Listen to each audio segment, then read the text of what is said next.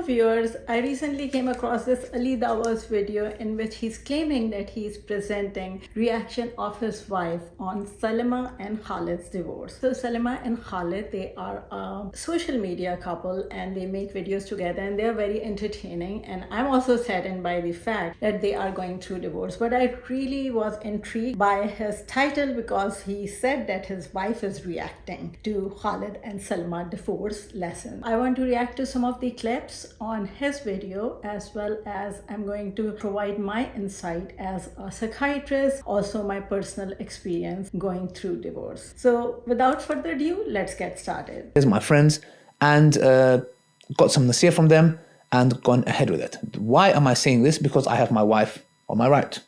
Assalamu alaikum. Hope you well, inshallah. We're going to come to why my wife is here. Why is she in the video? She's not going to be in the video, but she's going to have her say with this whiteboard that I bought her. We'll come to what that is about in a minute. So I'll be doing a reaction video pertaining to the issue of Sister Salama. Okay, so as you can see, his wife is completely covered from top to bottom, and don't know why he's bringing the whiteboard. Seems like she's going to write the message and not going to speak. So let's watch some more Details out of it. But the biggest threat, one of the biggest threats, shall I say, we have to the Ummah in today's time is divorce rates. Divorce is something that is breaking the family unit.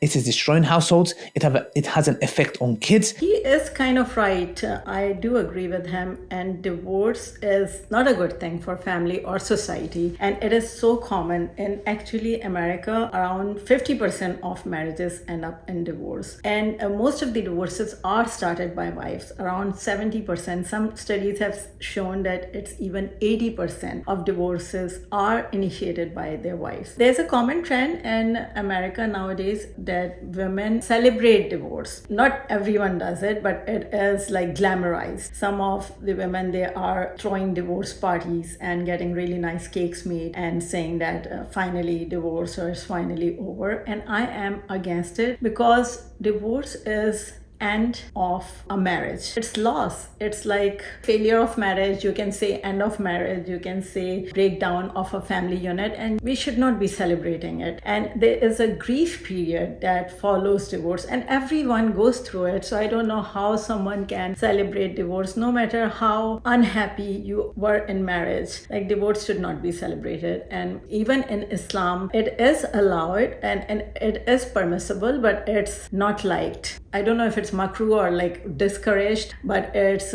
not like favored, or it's not something that's liked, but it is allowed. Like, if someone is extremely miserable, they can opt out for divorce. But he is right that it's not a good thing for society or family. It has an effect on the mental well-being of the wife, the mental well-being of the husband. Usually with these things, men tend to suffer more because we don't have the coping mechanism that our wives do, which is, crying, expressing. Women tend to speak more than men. They express themselves more than men. They use more words than we do. So they have that mechanism. With us men, we keep it inside, bottle it until it explodes. That is true. Like, women deal with these kind of issues and losses much better because they vent and then they share their grief with others, and they have a good network of friends. They support each other. Whereas men, they are usually not very expressive and they don't share their feelings with other men, and they keep things inside, so it affects them more. Also, women tend to go more for counseling and mental health help, and men don't. Men and women equally harm themselves,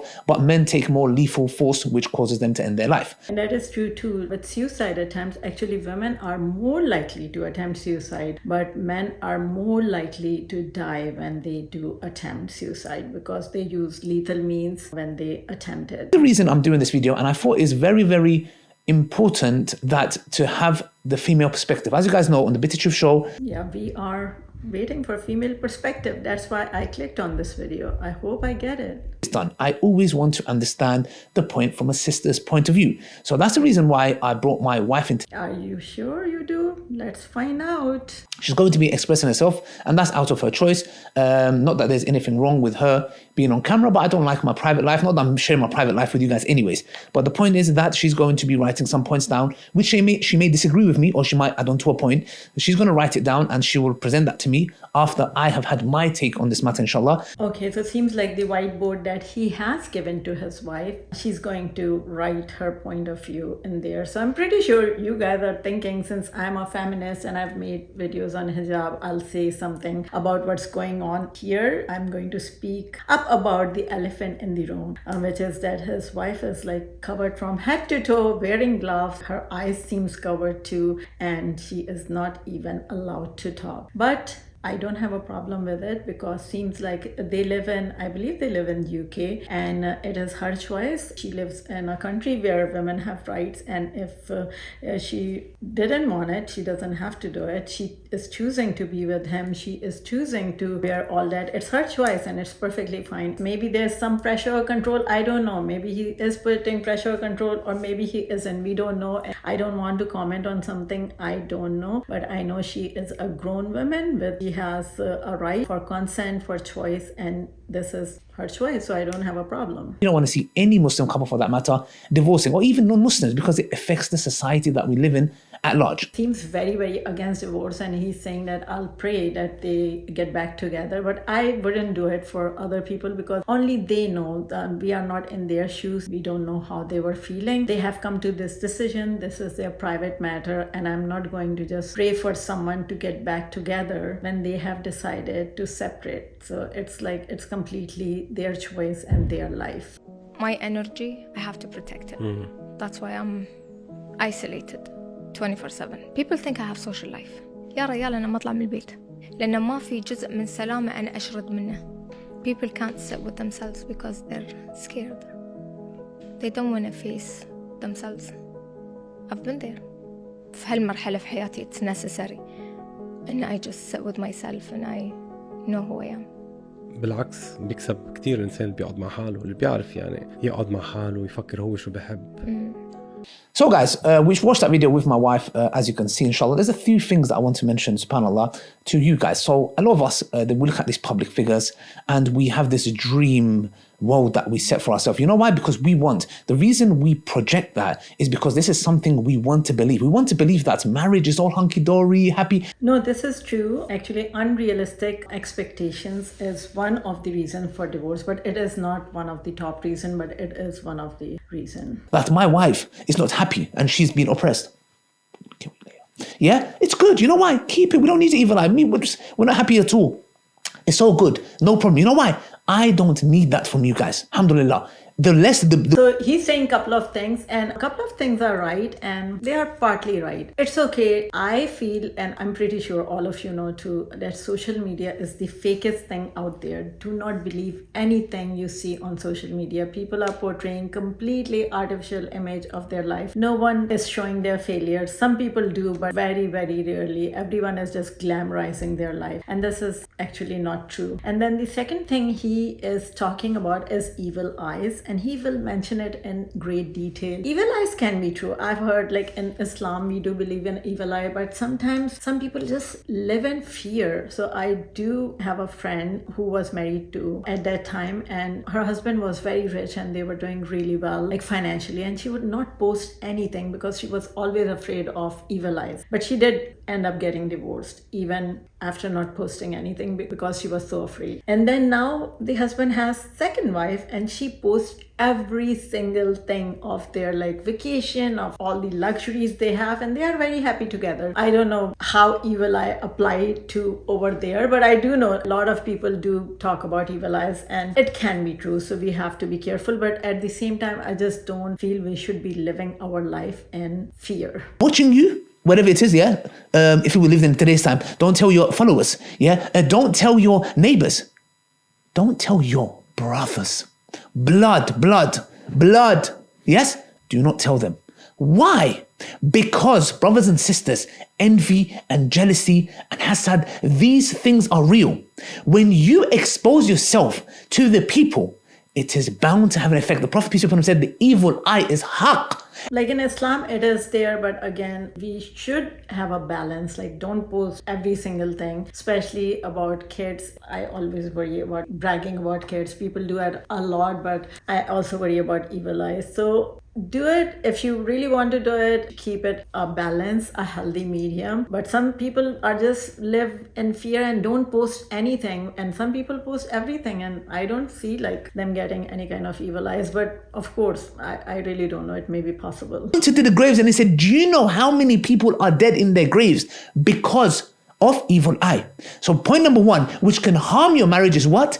Evil eye. Of course, it's more of an Islamic take. I'm going to share what things harm a marriage and what are the top common causes of divorce. Let me share you the statistics of divorce. Around 50% of marriages in America end up in divorce. And I think in Muslim population living in America, the percentage is around 30, which is quite high. I believe in Muslim majority countries, the number is very low. The highest is in Egypt, and there's one other Muslim country, I can't remember the name, and it's around 10%. So all the other countries are less than 10%. So it's very, very low. Harut and Marut, but they the two angels did not teach anyone unless they say, we are a trial, so do not disbelieve by practicing magic. According to him, the first common cause is evil eyes, and the second cause is magic. I just don't believe that much in magic. It may be real, but I just don't. So I'm going to share some of the common causes of divorce. So the first one is commitment. When both parties, like husband and wife, are not committing to each other, are not making each other a priority. So for instance, the husband is making his job a priority, he's making his friends a priority, he's making his outside life a priority, he's making his biological family a priority, and he's not making his wife a priority. And same with wife, is she's making her family a priority, or her career or fashion or anything else a priority, and not making her husband a priority. So that's number one, like they are not fully committed to each other. Number second is communication. So communication is very common. Sometimes women are not good at communicating also, but men a lot of time don't communicate well. So if they both can communicate in a positive way, I think that is very good. And Salima also mentioned something about changing, like you should not change others. That's what I've seen in a lot of my friends and my patients, like they always want to change the other person, their spouse. Don't try to change the other person, because they will not change. It will only cause more frustration to you. Like once you agree to someone, just understand that this is what you are getting. They are not going to change. Change can come if they want to change. You can bring the change in a more positive way. For instance, if you are a wife and you want your husband to take you out on more dates, instead of complaining, you never take me out on a date, you can just appreciate when he does do those things that want him to do. So for instance, if he's taking you out on a really nice date, just really appreciate him in a positive way and say that you feel so much closer to him when he takes you out on a date, and you start to love him so much more when he does these kind of things. Just like that, usually men are very willing to make their wives happy, but if you are complaining, nagging, blaming, of course he will become passive aggressive. That's what I see. Okay,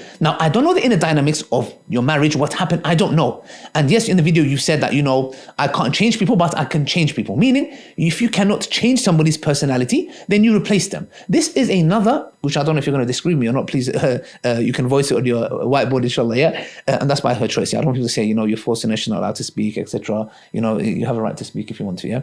Okay, anything you say will be used against me in court. So, the point is what? That when we're talking about this attitude that we carry on, which is dangerous, and sadly, a lot of sisters have this. 80% of the time, divorces are initiated by women. Now, there's a whole psychology behind that. I don't really want to get into it.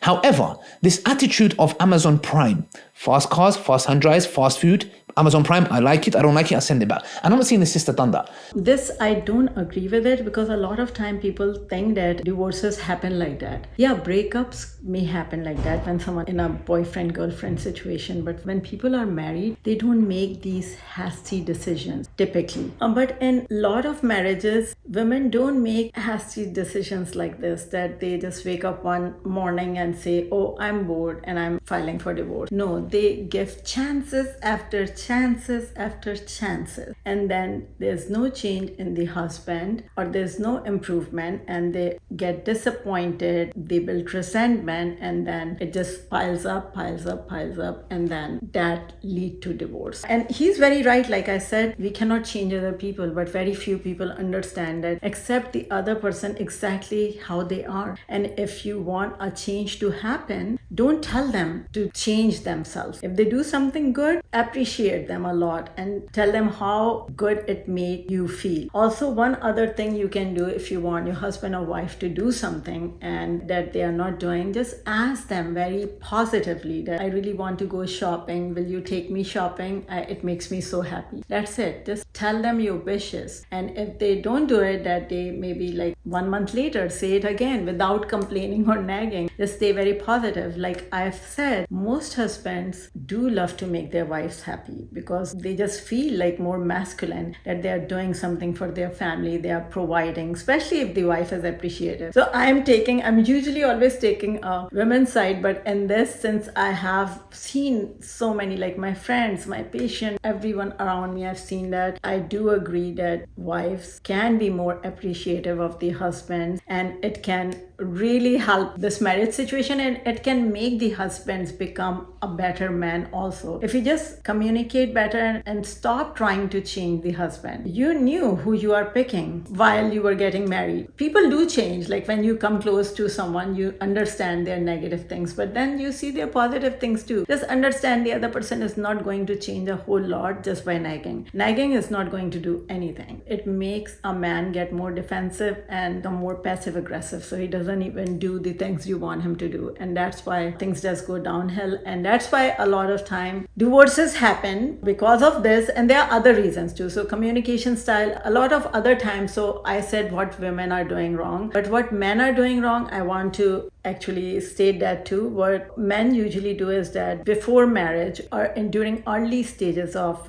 married life, they give their wives a lot of attention and they take them out on dates, they do nice things for them, and then slowly and gradually it just goes down to like nothing. And that really affects women, because a girl or a woman want to feel appreciated by her husband. She wants to feel she's the most attractive person in her husband's eyes. Even if she is not, you don't have to just act like she is the only woman you are attracted to. That will really, really help her attraction to the man. But as our sisters, please, we know you get emotional, we know you say things you don't mean, and in this instance, look, it might be a case where there might be instances where a sister is genuinely unhappy with her husband is genuinely, it can be, or a man can be genuinely unhappy as well. But the point is this, we need to get rid of this habit of replace. I can't believe I'm even agreeing with him here too. So the replace thing is that studies have shown that a lot of people, after they get divorced, they regret it and they wish that they would have worked their marriages. I don't know the inner dynamics, by the way, yeah? It can be. But we really need to get rid of this habit of, I don't like it, I'll replace it. Who said the one that's going to come after is going to be better than the one that went? Why do we have this assumption of the grass is greener? This is very, very true. Like the other person, they may have different negative things, but they'll have positive things too. Unless something is really, really bad, I think we should, as a society, should try to make marriage work. I always tell it to my friends, but of course, everyone can come to a point where they think that they cannot make the marriage work, and then divorce is an option. But a lot of times when people do get divorced afterwards, I've seen that they regret it. And studies have shown the same thing, like they regret getting divorced. A lot of you may be thinking, oh, so what is my personal experience with divorce? I wouldn't say that my marriage is better or worse after divorce. It's just very different. It's weird that it's not better or worse. Some parts of my life has improved significantly, and some parts of my life is missing a partner or like a companion that you can have in someone, like in a husband or a a wife, when you have someone like that, it's just like you have that companionship that I do miss being single. But there are certain things that I really enjoy, like my independence, doing whatever I want, not having to cook every day, not having to be worried about other person's happiness. So there are some like really good things that happen. You can do so much, you have so much time for yourself, you can accomplish so much. That's the reason I'm able to do this YouTube channel and social media. If I was married, I wouldn't be able to, because it is very time consuming. So marriage is definitely takes a lot of your time, but there are some positive things, that there's always someone who has your back, companionship. So there are some certain really good things. So if a person is planning to get married the second time, I just don't think it is a whole lot better than the first time. Second marriages have less success rate than first marriages. Also, people when they get married, when they were virgins, have the highest success rate. So when you grow old together, it's just like a different feeling. And that's what Islam promotes. The point is this, is that always blaming the man. Oh, I wonder what he did. Oh, I could see he was like this. Oh, she looks more happier. Have you seen her pores have gone, her skin is shining better since they've divorced. You guys are little shaitans. You guys are little shaitans that break down and destroy the marriage. Sisters. Is he calling us shaitan? Actually, this is real. This happens. So all my friends and everyone in my community, all the girls who got divorced, really glue up so much, like they were here and they glue up like that. So that's a very normal phenomena that happens. Another common, like research has shown that marriage favors men. So married men are more likely to live longer. They are more likely to be healthy physically. They do better financially as well. And married women don't get all these benefits. Actually, single, child-free women are the happiest. So these are just facts. I'm not making it up, because marriage demands a lot of emotional work from a woman. A man doesn't have to do that much emotional work. One reason for it is that women are more emotionally invested in their relationships. So they are just very emotionally invested in their marriage, of course. And that's why they are doing more emotional work. And men aren't. They are just not created the same. But him saying that we are little shaitans, that's very wrong. Because this happens. Women do glow up after their divorce. And men usually don't deal with divorce well. I've seen in my professional life too, men really break down and have a very, very difficult time after divorce and overcoming it. And women overcome it quicker because they, like I mentioned before, they are usually checked out before getting divorced, and they just deal with loss much better emotionally. Dislike me, hate me. The point is this though, I always see this in the comment section. I don't see it from men. I always see it, sadly, from sisters who are criticizing that as if, how do you know she was not the perpetrator? Again, I'm not saying she was. How do you not know she was the one that was bullying Khalid, for example? Or she was the one. I'm just saying that it can be that Khalid was doing that. But why is the default that the woman is innocent and the man is always guilty? Okay, that's something my wife wants to say. Salama probably had enough as women give out. Okay, I just have to state this fact that I find it very cute how she put her hand on his thigh and got his attention even though she couldn't say anything. Give a lot of chances, has zero tolerance now. Okay, this is why I want you here. Yeah, it's very important for you to be here. And I'm happy that you are here. Thank you very much. Again, I really like the way he's smiling at her. I see good energy between them. So this is a good thing. These little things show that their relationship and their marriage is in good terms. I see some people they are married, but you just see from their energy that they are not even a couple. A lot of married couples live like roommates after several years. They just live together, but they are not together as a married couple. They live in separate rooms, they sleep in separate rooms, but with them I can see the energy between them, that there is love in between them, even though they did not say anything, but you can just see, you can pick these things up from little subtle things. Now again, The assumption that you're making, and maybe Finally, I was about to say, when is she going to speak up? So finally, she made a point, and she made an excellent point that you don't know. She may have given him a lot of chances, just like I said. She may have given him a lot of chances, and now, like, she didn't have any tolerance. It doesn't mean it was her fault. the assumption that you're making, and maybe a lot of sisters might be making, is the following: that Salama has had enough. Can I just ask you a question, my dear wife? Why is it that maybe it's not that Khalid gave her a lot of chances and he has zero tolerance? I would like to hear that, if you can express it, please, because the assumption that you've made now is literally that Salama has been fed up and she's been going through a lot.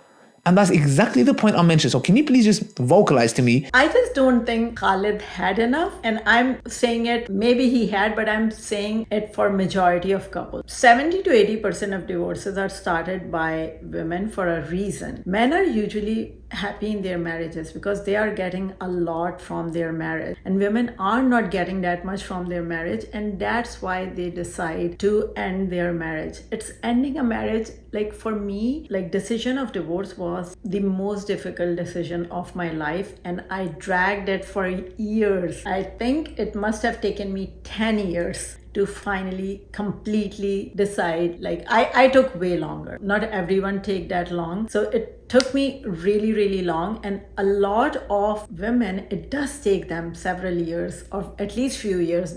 No one just like wake up one day and say, I'm going to get divorced. Like his wife is saying, like my sister and his wife is saying that she must have given him so many chances and then has zero tolerance. And men are just not the same because they are just not that invested in the marriage emotionally. Khalid hasn't had enough. Why isn't it that Khalid, just from like, if we were neutral, because if Khalid have had enough, he would have filed for divorce. And I'm not talking about their specific marriage, I'm talking in general. So if a man is not happy and have had enough, he would file for divorce. Why so many women are filing for divorce? Because they've had enough. I also want to share some other reasons for divorce. So I mentioned commitment, and then communication, then infidelity. Infidelity is big, and a lot of time men do cheat, and it includes like online, in person, and then like pornography. So all these are considered cheating, and they are one of the biggest cause of divorce. In Muslim families, actually in-laws involvement is one of the biggest cause of divorce also. And then there are other causes like abuse, addiction, physical or mental health conditions, and a lot more, but these are some of the top ones. I believe that you're coming from one-sided. Yes, I know you're a woman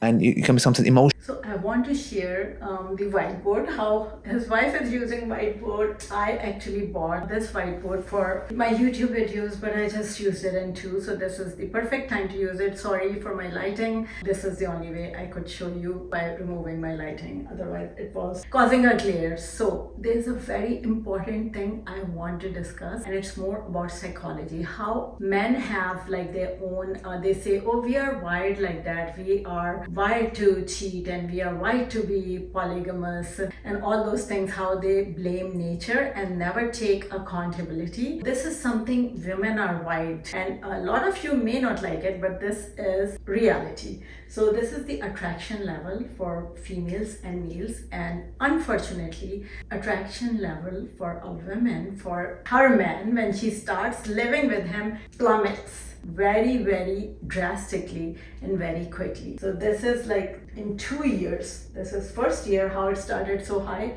and it just completely plummeted. For men, this is like year 1, and this is year like 10. So for men, it's a very slow and gradual decline. So you can see the difference. Women, unfortunately, they lose attraction for a man very quickly. It's to express a feeling, and again, it proves my point, which is what? She is expressive and she's talking about it. Has he made any video about it? This video, I haven't watched Salama's video, but I have heard that it was more about her childhood and her past traumas and less about divorce. And what he is saying is that women project their childhood traumas and traumas related to their ex-husband on their current marriage. This is true, but men do the same thing. We all project our past traumas and our insecurities onto our partners. This is a very, very known phenomenon. So that's why a lot of marriages don't work, and that's why we try to change the other people, and it's very complex psychologically, and that's why we need to heal, understand, be aware of ourselves. And what Salama was saying was so true. She said that a lot of us can't sit with ourselves. A lot of us cannot sit still without like talking to someone. Sitting by ourselves doesn't mean that you are watching TV or you are on social media or you are reading a book. Sitting with yourself means that you just sit with yourself without talking to anyone, just in your company. Majority of people are unable to do that. So we have to be more aware of what is going on inside us. What are our traumas, our insecurities, our fears? We have to learn them. We have to overcome them. And it's not an easy road, but it's a slow journey, but it is so worth it. Only then we can be more aware of our insecurities, our traumas, our fears, and everything like that is stopping us from becoming who we truly are. And once we understand all those things, we are not going to like project all those things onto our partners. But it happens both ways. Men do it and women do it. My video is getting really long. I was not expecting it to get this long, so I want to end it right there. He's kind of ending too. I wish I would have his wife's point of view more, because she just said, like, in the entire video he kept talking and she didn't talk, of course. She gave her point of view in only 2 sentences, and before she said yes. So the entire, how long is the video? Almost half-hour video in which he talked non-stop and she just talked a very little. So I've seen most of his videos have very misleading titles. So it was not her reaction, it was his reaction. And maybe she's not very talkative. I've seen when one partner is very talkative like him, the other partner is usually quieter. So maybe it's her personality, but the best point she gave, which was she had enough, and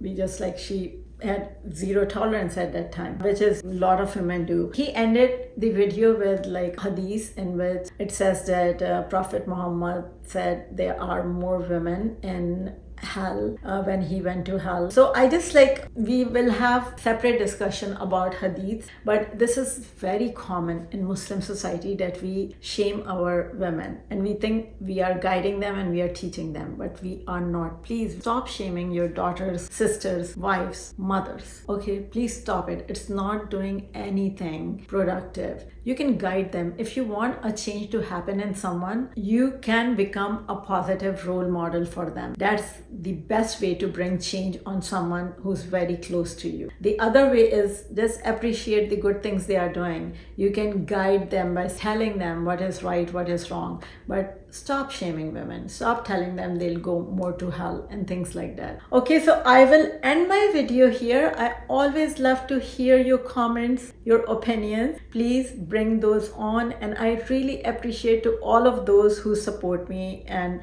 also those who don't support me, and it gives me a chance to think and reflect. Thank you again, and I'll see you next time.